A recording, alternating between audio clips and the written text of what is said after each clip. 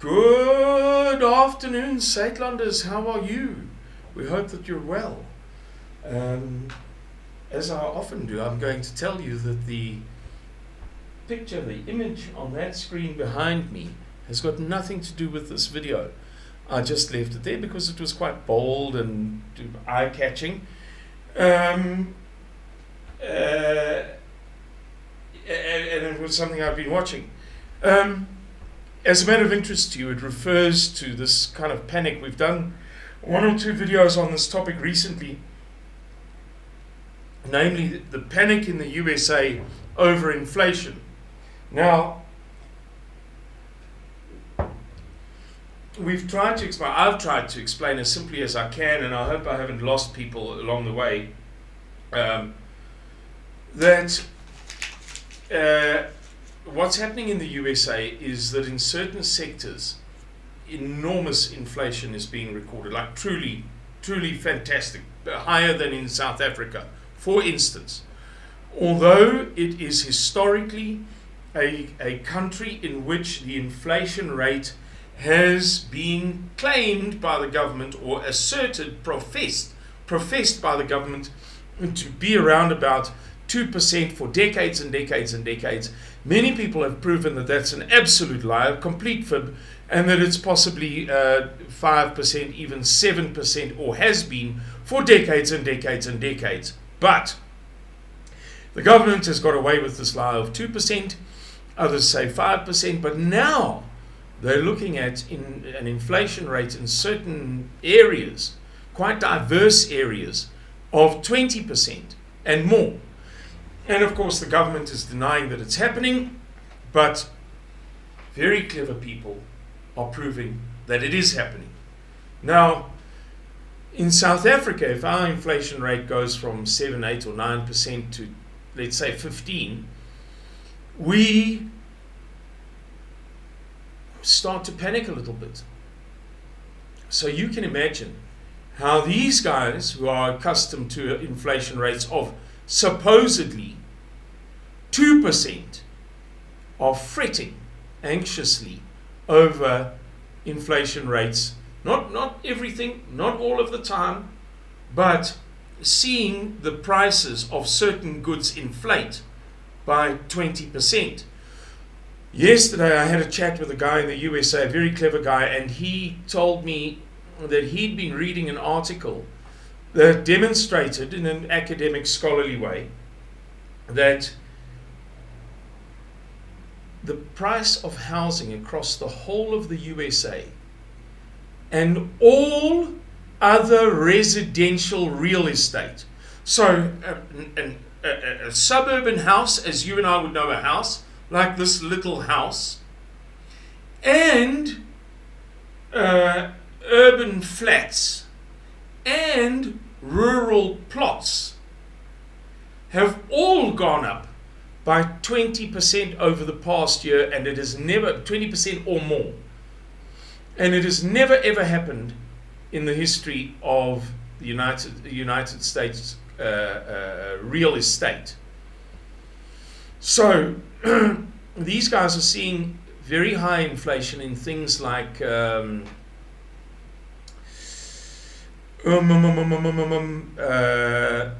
building materials, food, and real estate particularly.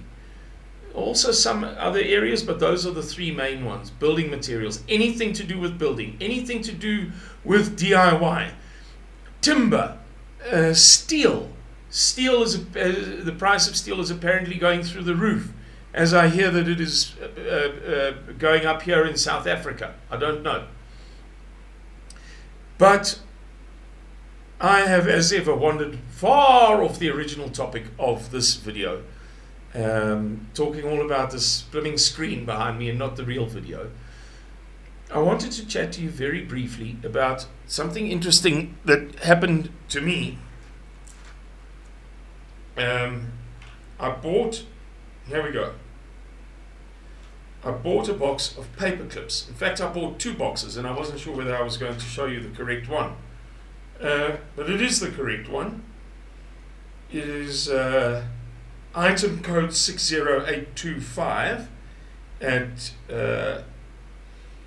Tanizetti's shop at SEC Leroux Hardeware Winkel, and it cost me 8 SA rand.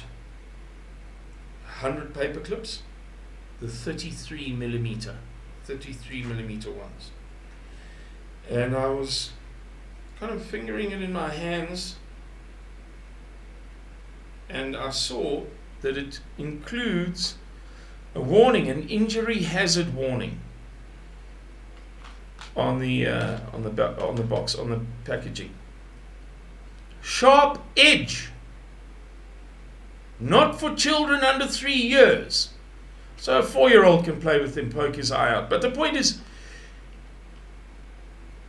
it just made me think of what a namby-pamby, mollycoddling, sissy-breeding society we are living in today.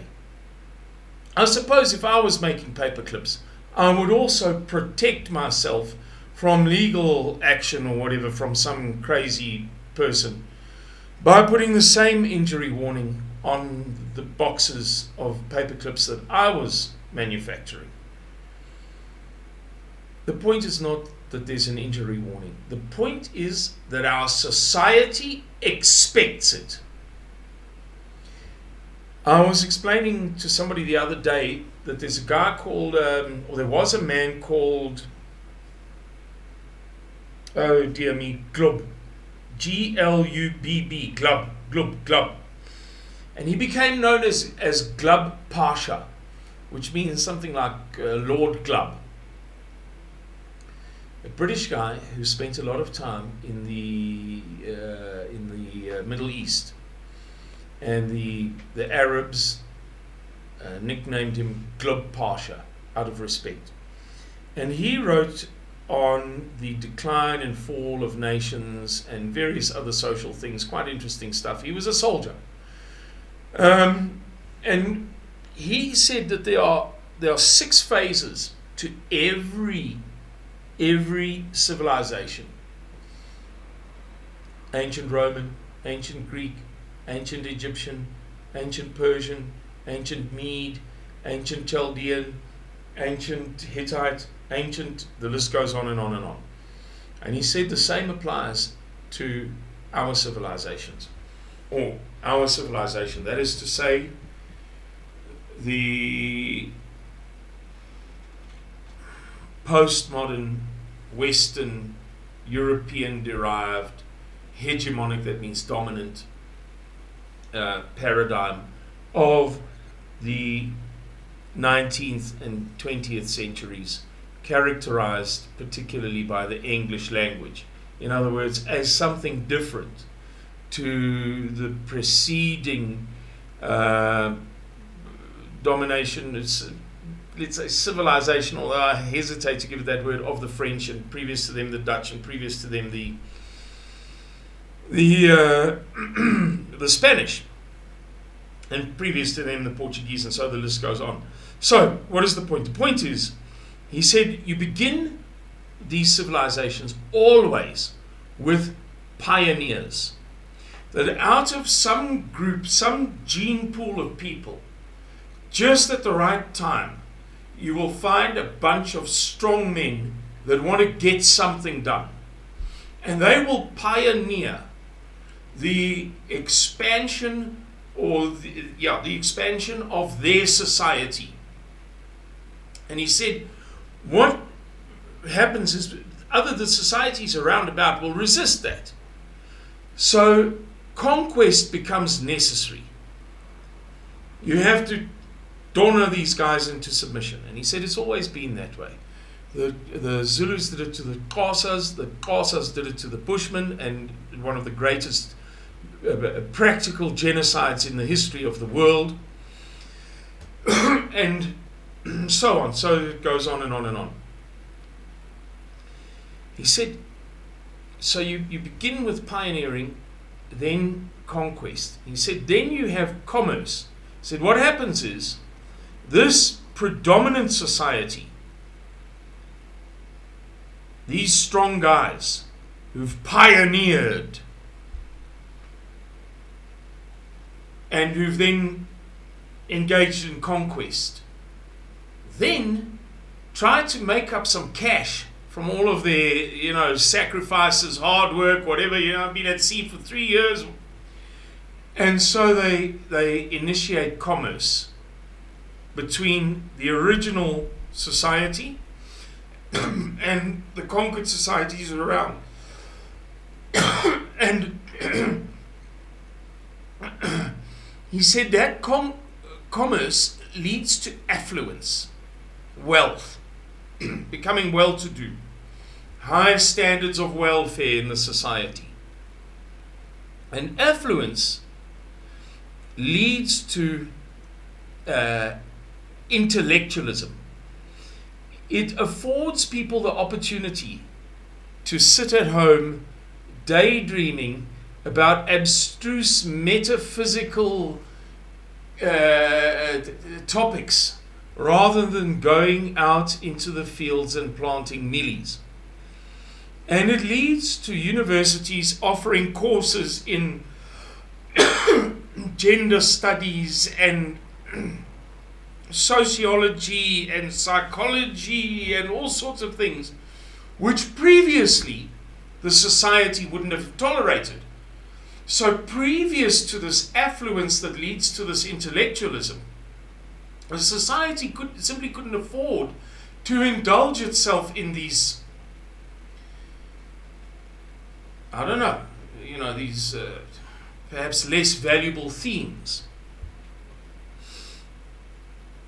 So a university was used to study maths and engineering and other hard sciences that could contribute to the absolute benefit of the society, rather than being able to afford to contribute to all kinds of fluffy stuff for 18-year-old kids who think that it must be very, very important. And that finally leads to decadence. People who sit around all day intellectualizing become decadent. They become degenerate. They become wicked. And then the society collapses.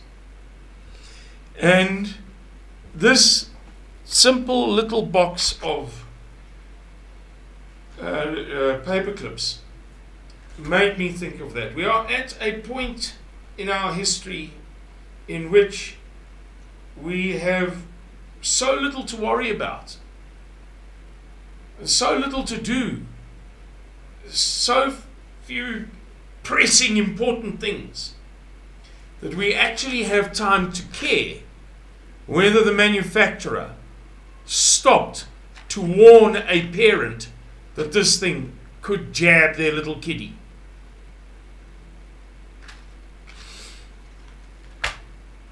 And I think that we're going to reap the rewards of that, of this phase of decadence through which we're going now. And indeed, there is an argument to be made that we are exiting the phase of decadence and we are entering absolute collapse. Time will tell. But I can tell you that there are some people, such as this Okie here, who's very good, who will tell you that the crisis has already begun, that it is mathematically indisputable, that it is not yet to begin. It has already begun. And it is now unstoppable. And it's just a matter of time. But all hell is already breaking loose. Let's see, guys. Let's see.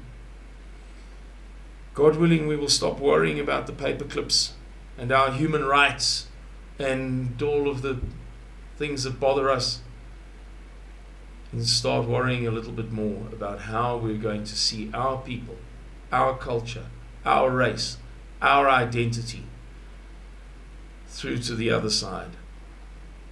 Anyway, thanks for listening to this video. I know that I wandered about quite a lot, digressed very much from the subject. If you enjoyed it, that's excellent. Thank you very much. Press the thumbs up button. If you didn't enjoy it, no problem. Maybe next time we speak about something a little bit firmer, harder, more scholarly.